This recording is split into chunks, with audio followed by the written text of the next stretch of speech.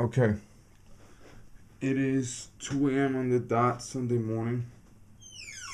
I am very much aware of yesterday's synagogue shooting. But today I would like to talk about the migrant crisis. Now, a while ago, less than 200 people got the idea in their head that they should come up from South America. And that less than 200 people is approximately 14,000 people now. And there have been some journalists that have gone down there, and these journalists have interviewed several people, looked at several things. Things to consider. Some of the migrants are admitting on camera that they were in the United States and were deported. Therefore, they know for a fact they're coming back illegally. Some journalists have actually said, and there's no reason for me to doubt them, that some of the people have gang tattoos, preferably MS-13, and prison tattoos. And experts can tell a prison tattoo from a professional tattoo, because prison tattoos are very poorly made sometimes. I'm going to put some links down below to a guy who runs a show called the After Prison Show. He spent 7 years in prison, and I'm going to show you how he makes tattoo ink. Very, very primitive, but you can tell a professional tattoo artist could tell the difference between a tattoo by one of his colleagues and a tattoo by Bubba. Okay? Also, I mentioned this to Brigitte Gabriel. She hasn't got back to me yet on when she made a live video the other day.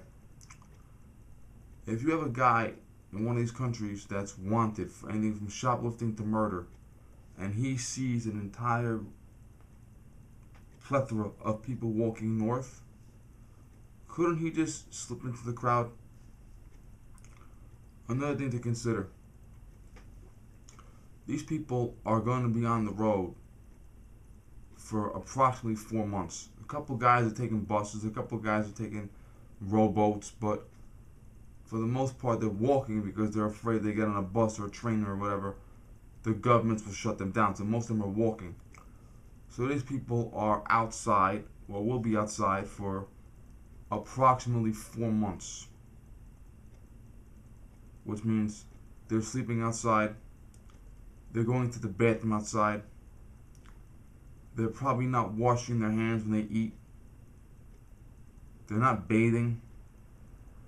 Now, plus they're walking, and a lot of them are walking with flip-flops or cheap-ass shoes, and when you walk for 4 months every single day, your shoes are going to fall off. Okay? Now, picture this. Imagine if you're walking every single day for 4 months straight, and you're outside for 4 months straight without coming inside. What diseases will you have?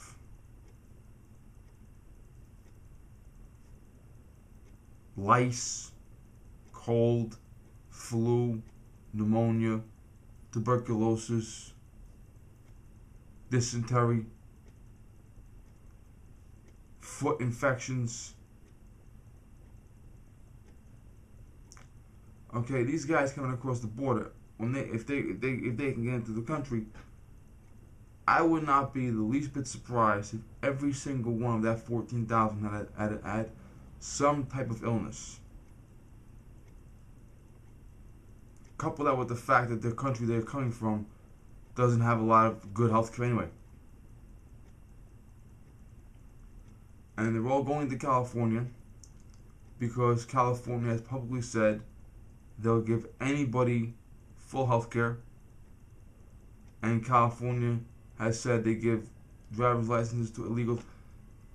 They actually recalled the governor and elected Arnold Schwarzenegger because that governor had promised to give driver's licenses to illegals. Now that's the norm in California. Also, California is accidentally registering illegal aliens to vote.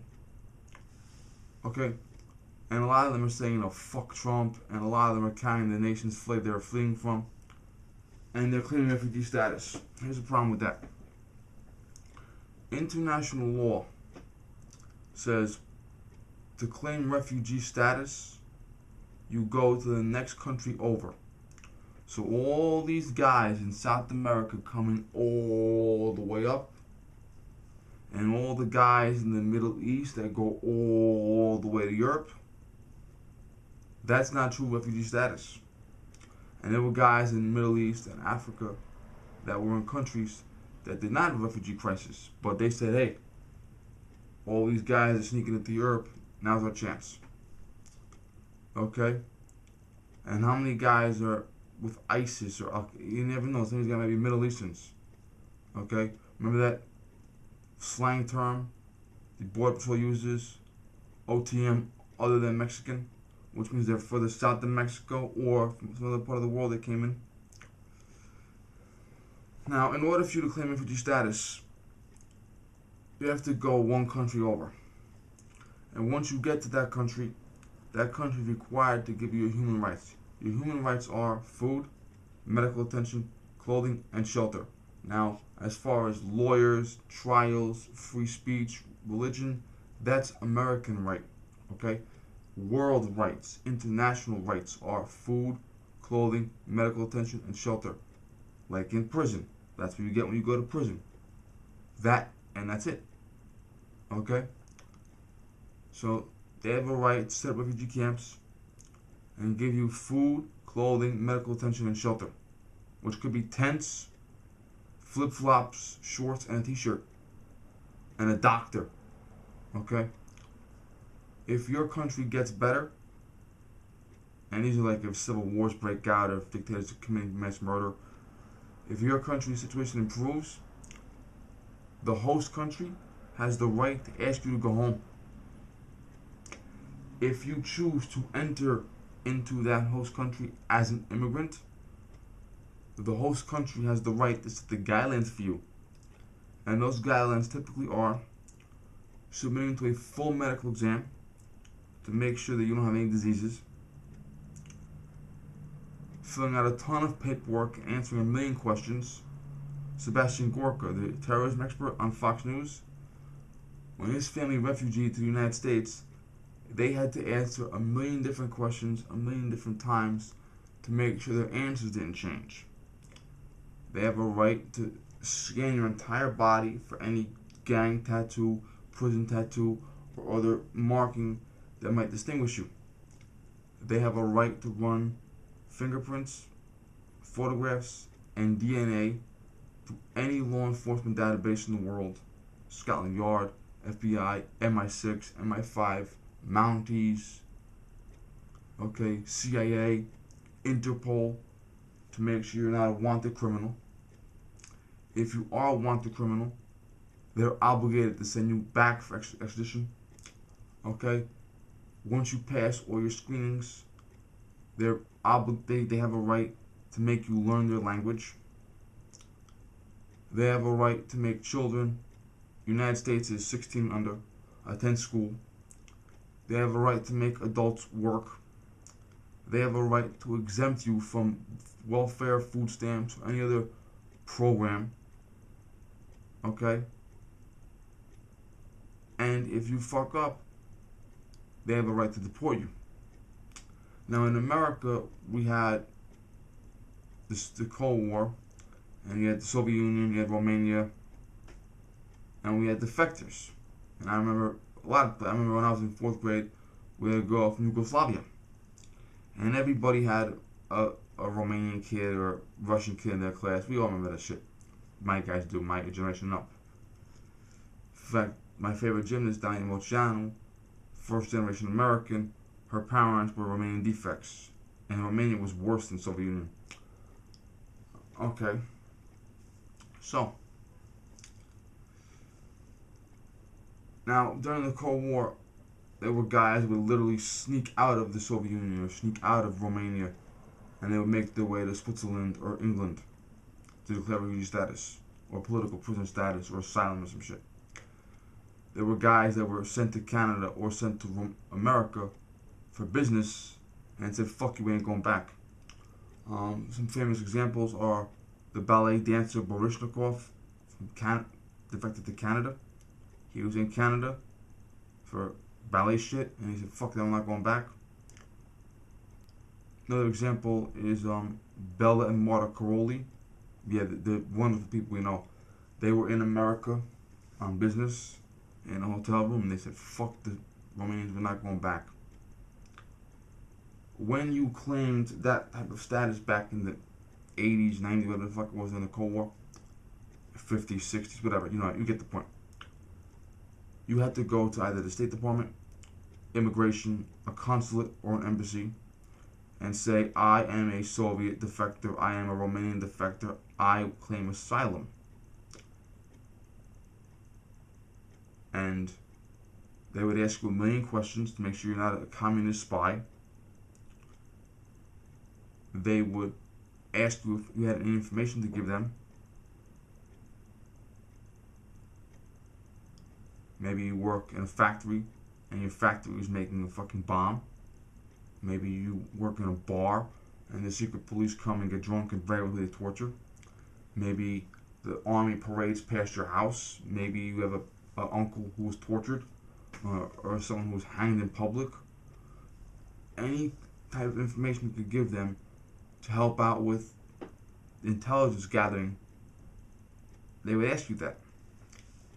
They would also establish contact with you. You would set up a apartment or some shit in the United States, and the government would have your phone number, your address, and they would have the right to get in touch with you. And they might say, you know, we have word about your uncle who got out of prison in fucking Gulag, or tell us again about the factory you worked in. The Karolis were very valuable because the Karolis worked for the Soviet Union directly as their gymnastics coordinators. So they knew a lot about how the Soviet sports system worked, which was good for propaganda. I know the Karolis are some fucking nice people, but also the Karolis becoming America's greatest gymnastics coaches and being responsible for America's successful gymnastics program was very helpful for propaganda purposes in the Cold War. Okay? And that's what you did back then. You couldn't just fucking say, well, I'm a Romanian defector, or I'm a Russian defector, I'm gonna fucking stay here. You had to tell the government who you were. Even now, Cubans that come ashore, they still have to go to the embassy or the consulate or the State Department and say, I am a Cuban refugee, I just escaped. And the government can still put them through the program of the 80s for questioning all the bullshit.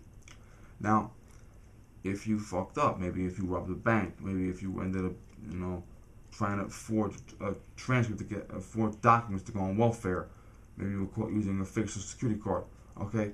The government had the right to send you back home. And let me tell you this much, and Romania was worse than Soviet Union. If you defected to America and you fucked up, and America sent you back home to Romania or to Russia, the minute you got off the plane, the secret police blew your fucking brains out. Okay? So I don't know of any person that defected to America and got kicked out. Okay? Typically, when you defected to America in the 80s, you fucking behaved yourself.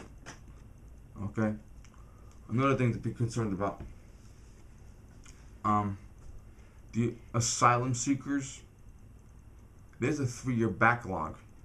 When someone comes here and says, I claim asylum, please help me, they give a phone number or an address that may not even be real, and they get a court date for their asylum hearing, and their court date is usually 3 years away because of the backlog. Okay, here's the problem with that.